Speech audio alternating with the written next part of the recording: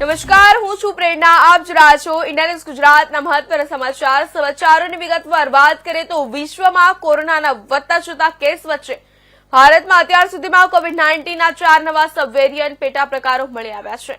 Indian council of medical research અનુસાર તેમાં LF7, XFG અને JN.1 અને NB1.81 સબ વેરિયન્ટનો સમાવેશ થાય છે, જ્યારે LF.7 અને NB.1.8.1 હજુ પણ તદ્દન નવા છે.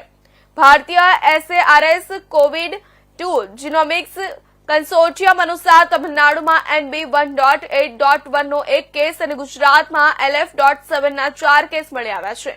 આરોગ્ય મંત્રાલયના જણાવ્યા અનુસાર છેલ્લા એક અઠવાડિયામાં દેશમાં કોવિડ-19 ના 787 નવા કેસ નોંધાયા છે, જ્યારે 12 લોકોના મોત થયા છે. ઉપરાંત ભારતમાં કોરોનાના કુલ કેસોની સંખ્યા 1000 ને વટાવી ગઈ છે.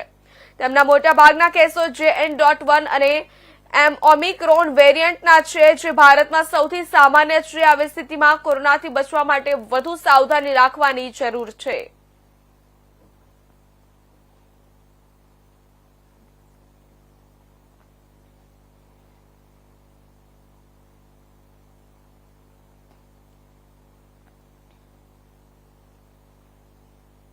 હવામાન વિભાગ દ્વારા રાજ્ય